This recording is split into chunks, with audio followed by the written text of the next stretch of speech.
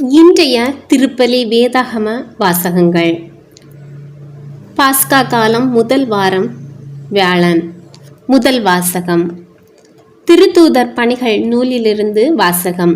3ஆம் அதிகாரம் 11 முதல் 26 வரை உள்ள இறைவார்த்தைகள். கால் ஊனமுற்றிருந்தவர் நலமடைந்த பின் பேதுருவையும் யோவானையும் விடாமல் பற்றி கொண்டிருக்க எல்லா மக்களும் திகிலுற்று சாலமோன் மண்டபம் என்னும் இடத்திற்கு ஒரு சேர ஓடி வந்தனர். பேதுரு இதை கண்டு மக்களை பார்த்து கூறியது, எருசலேம் மக்களே, நீங்கள் ஏன் இதை பார்த்து வியப்படைகிறீர்கள்? நாங்கள் எங்கள் சொந்த வல்லமையாலோ இறை பற்றாலோ இவரை நடக்க செய்துவிட்டது போல் ஏன் எங்களையே உற்று பார்க்கிறீர்கள்?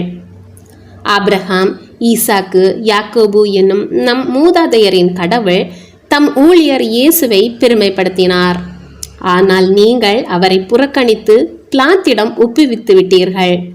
அவன் அவருக்கு விடுதலை தீர்ப்பு அளிக்க முயன்ற போதும் நீங்கள் அவரை மறுதளித்தீர்கள். நீங்கள் தூய்மையும் நேர்மையுமானவரை மறுதளித்து கொலையாளியை விடுதலை செய்யுமாறு வேண்டுகொண்டீர்கள். வாழ்வுக்கு ஊற்றானவரை நீங்கள் கொன்றுவிட்டீர்கள். ஆனால் கடவுள் இறந்த அவரை உயிரோடு எழுப்பினார். இதற்கு நாங்கள் சாட்சிகள். இதோ உங்கள் கண் முன் நிற்கிற இவர் உங்களுக்கு தெரிந்தவர். இயேசுவின் பெயரே இவருக்கு வலுவூட்டியது. அவர் பெயர் மீது கொண்டிருந்த நம்பிக்கையால் தான் இது நடந்தது. இந்த நம்பிக்கையே உங்கள் அனைவர் முன்பாகவும் இவருக்கு முழுமையான உடல் நலனை கொடுத்துள்ளது. அன்பர்களே, நீங்களும் உங்கள் தலைவர்களும் அறியாமையினாலேயே இப்படி செய்துவிட்டீர்கள் என எனக்கு தெரியும். ஆனால் கடவுள் தம் மெஸ்ஸியா துன்புற வேண்டும் என்று இறைவாக்கினார் அனைவர் வாயிலாகவும் முன்னறிவித்ததை இவ்வாறு நிறைவேற்றினார். எனவே உங்கள் பாவங்கள் போக்கப்படும் பொருட்டு மனம் மாறி அவரிடம் திரும்புங்கள்.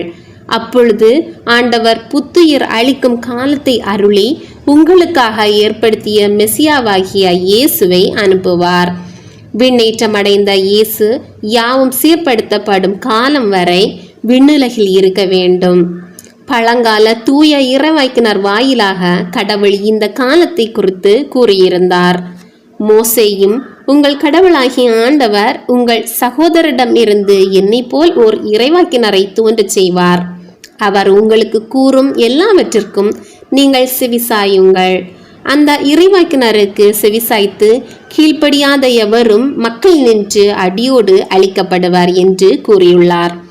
சாமுவேல் தொடங்கி இறைவாக்குரைத்த அனைவரும் இந்த காலத்தை பற்றி அறிவித்து வந்தனர். அந்த இறைவாக்கினர் உரைத்தவற்றை உரிமையாக்கிக் கொள்பவர்கள் நீங்கள். கடவுள் ஆபிரகாமிடம், உன் வழிமரபினர் வழியாக மண்ணின் மக்களினங்கள் அனைத்தும் ஆசி பெறும் என்று கூறி உடன்படிக்கை செய்தார். கடவுள் உங்கள் மூதாதையோரோடு செய்த அந்த உடன்படிக்கையையும் உரிமையாக்கிக் கொள்பவர்கள் நீங்களே. ஆகையால் நீங்கள் அனைவரும் உங்கள் தீய செயல்களை விட்டு விலகி ஆசி பெற்றுக் கொள்வதற்காகவே கடவுள் தம் ஊழியரை தோன்ற செய்து முதல் உங்களிடம் அனுப்பினார். இது ஆண்டவர் வழங்கும் அருள்வாக்கு. இறைவா, உமக்கு நன்றி. பதிலுரை பாடல். பல்லவி. ஆண்டவரே, உமது பெயர் உலகெங்கும் எவ்வளவு மேன்மையாய் விளங்குகின்றது. ஆண்டவரே, எங்கள் தலைவரே, உமது பெயர் உலகெங்கும் எவ்வளவு மேன்மையாய் விளங்குகின்றது. மனிதரை நீர் நினைவில் கொள்வதற்கு அவர்கள் யார்? மனித பிறவிகளை நீர் ஒரு பொருட்டாக எண்ணுவதற்கு அவர்கள் எம்மாத்திரம். பல்லவி. ஆண்டவரே, உமது பெயர் உலகெங்கும் எவ்வளவு மேன்மையாய் விளங்குகின்றது. ஆயினும் அவர்களை கடவுளாகிய உமக்கு சற்றே சிறியவர் ஆக்கியுள்ளார். மாட்சியையும் மேன்மையையும் அவர்களுக்கு முடியாக சூட்டியுள்ளீர். உமது கை படைத்தவற்றை அவர்கள் ஆளும்படி செய்துள்ளீர். எல்லாவற்றையும் அவர்கள் பாதங்களுக்கு கீழ்ப்படுத்தியுள்ளீர். பல்லவி. ஆண்டவரே, உமது பெயர் உலகெங்கும் எவ்வளவு மேன்மையாய் விளங்குகின்றது. ஆடு மாடுகள், எல்லா வகையான காட்டு விலங்குகள், வானத்து பறவைகள், கடல் மீன்கள், ஆழ்கடலில் நீந்தி செல்லும் உயிரினங்கள் அனைத்தையும் அவர்களுக்கு கீழ்ப்படுத்தியுள்ளீர். பல்லவி. ஆண்டவரே, உமது பெயர் உலகெங்கும் எவ்வளவு மேன்மையாய் விளங்குகின்றது. நற்செய்தி வாசகம். லூக்கா எழுதிய நற்செய்தியிலிருந்து வாசகம். 24ஆம் அதிகாரம் 35 முதல் 48 வரை உள்ள இறைவார்த்தைகள். அக்காலத்தில் சீடர்கள் வழியில் நிகழ்ந்தவற்றையும் இயேசு அப்பத்தை பிட்டு கொடுக்கும்போது அவரை கண்டுணர்ந்து கொண்டதையும் அங்கு இருந்தவர்களுக்கு எடுத்துரைத்தார்கள். சீடர்கள் இவ்வாறு பேசிக்கொண்டிருக்கும் போது இயேசு அவர்கள் நடுவில் நின்று, உங்களுக்கு அமைதி உரித்தாகுக என்று அவர்களை வாழ்த்தினார். அவர்கள் திகிலுற்று அச்சம் நிறைந்தவர்களாய் ஓர் ஆவியை காண்பதாய் நினைத்தார்கள். அதற்கு அவர், நீங்கள் ஏன் கலங்குகிறீர்கள்? ஏன் இவ்வாறு உங்கள் உள்ளத்தில் ஐயம் கொள்கிறீர்கள்? என் கைகளையும் என் கால்களையும் பாருங்கள், நானேதான். என்னை தொட்டு பாருங்கள், எனக்கு எலும்பும் சதையும் இருப்பதை காண்கிறீர்களே, இவை ஆவிக்கு கிடையாதே என்று அவர்களிடம் கூறினார். இப்படி சொல்லி தம் கைகளையும் கால்களையும் அவர்களுக்கு காண்பித்தார். அவர்களோ மகிழ்ச்சி மேலிட்டு நம்ப முடியாதவர்களாய் வியப்புக்கு உள்ளாகியிருந்தார்கள். அப்போது அவர் அவர்களிடம், உண்பதற்கு இங்கே உங்களிடம் ஏதேனும் உண்டா என்று கேட்டார்.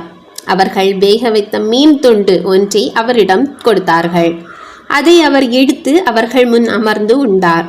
பின்பு அவர் அவர்களை பார்த்து, மோசேயின் சட்டத்திலும் இறைவாக்கினர் நூல்களிலும் திருப்பாடல்களிலும் என்னை பற்றி எழுதப்பட்டுள்ள அனைத்தும் நிறைவேற வேண்டும் என்று நான் உங்களோடு இருந்தபோதே உங்களுக்கு சொல்லி இருந்தேனே என்றார்.